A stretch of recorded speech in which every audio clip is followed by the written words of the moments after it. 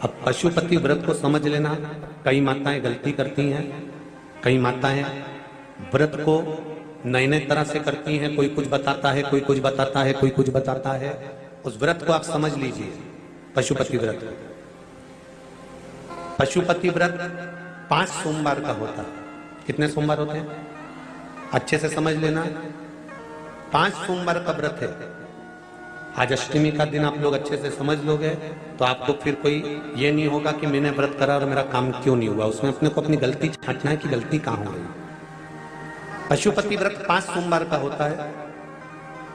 बीच में किसी सोमवार पर यदि एकादशी पड़ जाए या कोई तीज पड़ गई या कोई त्योहार पड़ गया, कोई नवरात्रि का व्रत कर रहे हो या कोई त्योहार का व्रत कर रहे हो या कोई तिथि का व्रत कर रहे हो और उस दिन सोमवार पड़ गया, अब आपने विचार करा कि मेरा पशुपति का भी व्रत है और साथ में तीज का भी व्रत है, तो कौन सा व्रत करूं मैं? तो उस समय पर आपको पशुपति व्रत छोड़ देना चाहिए। फिर आप तीज का व्रत कर लो, या चतुर्थी का करती हो तो चतुर्थी का करो, छठ का करती हो तो छठ का करो, नवरात्र के व्रत करती हो तो नवरात्र के करो। 5 व्रत पशुपति होते हैं। व्रत करने के लिए जब आप निश्चित करें कि मुझे इस सोमवार से पशुपतिनाथ के व्रत करना है, जीजियों भाइयों ध्यान रखना, उस दिन सुबह स्नान करने के बाद में बड़े प्रेम से पूजन की थाली लगा लो। उसमें चंदन, अबीर, गुलाल, जो भी आप रखना चाहें, रौली, चावल, मूली, जनेऊ, पंचामृत, चाहो तो अलग अलग ले जाओ, चाहो तो एक साथ मिलाकर ले जाओ। भगवान शंकर की पूजन करो सुबह के समय पर और शिव जी का पूजन कर कर, आराधना कर कर भगवान शंकर से प्रार्थना करो, हे शिव जी, हे ओगरदानी, हे त्रिकालदर्शी, हे कैलाशी, अविनाशी, आज से मैंने पशुपति व्रत प्रारंभ करे। बाबा मेरा ये व्रत इस कार्य के लिए मैं कर रही हूं, आप स्वीकार करना। बाबा को निवेदन करना। पूजन का सामान थाली में उतना लेकर जाना कि सुबह भी काम आ जाए और शाम को भी काम आ जाए। अलग से पूजन का साहित्य हमें शाम को अलग से नहीं रखना। थाली में उतना ही रख के ले जाओ जितना सुबह भी काम आए और शाम को भी काम। बाबा को निवेदन कर कर पूजा की थाली वापस ले आओ। शाम के समय पर घर में मीठा बनाओ, 6 दिए रखो थाली के अंदर घी के, और दिए रखकर मीठा ले जाकर मंदिर में पूजन करो। शाम को स्नान कराने की जरूरत नहीं, पंचामृत स्नान की जरूरत नहीं है। शाम को तो केवल जल का छींटा दे दो, पंचामृत का छींटा दे दो। बाबा की पूजन करो। पूजन कर कर प्रसाद के पहले 3 हिस्से करो। 3 हिस्से करने के बाद फिर आप दिया लगाइए। फिर बाबा को कितने दिए लगाना है? जम के बोलो, 5 दिए लगाना है आपको शंकर भगवान को। 5 दिए लगाइए, एक एक दिया जलाते जाएं और शंकर भगवान से पहले सोमवार को दिया जलाते समय अपने हृदय की बात कहते जाएं। 5 दिए पूरे हो जाएं।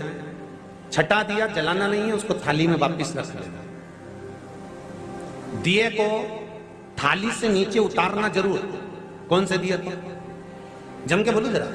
छठे दिए को मंदिर में उतारना जरूर और फिर वापस थाली में रख लेना है। प्रसाद 2 हिस्से मंदिर में छोड़ना है, 1 हिस्सा थाली में रख के ले आना है। पूजन कर कर बाबा को निवेदन कर कर वापिस आइए। शाम को जब घर में प्रवेश करो, सीधे हाथ की ओर घर में अंदर जाते समय अपना जो राइट हैंड हो, अपना जो सीधा हाथ हो, उस ओर बैठो और बैठने के बाद उस दिए को प्रकट कर लो, प्रज्वलित कर लो। वहां पर भी शिव जी से प्रार्थना करो, हमारा यह कार्य है सफल करिएगा। बाबा से निवेदन करके घर के अंदर प्रवेश कर जाओ। भोजन जब जीवने के लिए बैठो, भोजन करने के लिए बैठो, सबसे पहले जो प्रसाद लेकर आए हो उस प्रसाद को खाइए। जो प्रसाद आप लेकर आए उस प्रसाद में से किसी को नहीं देना है आपको, अकेले खाना है। उतना ही प्रसाद लेकर जाना जितना खब जाए, छोड़ना भी नहीं। सबसे पहले प्रसाद खाइए, उसके बाद में भोजन करिए। इस व्रत में सुबह आप फलहार कर सकते हो, शाम को भोजन कर सकते हो। भोजन में ये जरूरी नहीं है कि मीठा ही खाना है, नमकीन भोजन भी कर सकते हो। बस मीठा कब खाना है? जब प्रसाद का 1 हिस्सा लेकर आओ तो वो 1 हिस्सा आप खाओ। उसके बाद में जब भोजन करो तो नमक का करो, कोई मना नहीं, मिर्ची का करो, पर उसमें दिखावा ना करो और भोजन करें। ऐसे 5वां जब सोमवार आ जाए बीच में अगर कोई सोमवार छूट भी जाए तो व्रत करना, पूजन मत करना। कोई रजो धर्म आ गया, रजस वाला धर्म आ गया, कोई कार्य आ गया तो उसमें पूजन करना, पूजन नहीं करना है, उसमें व्रत जरूर करना। और जब पांचवा व्रत रहे,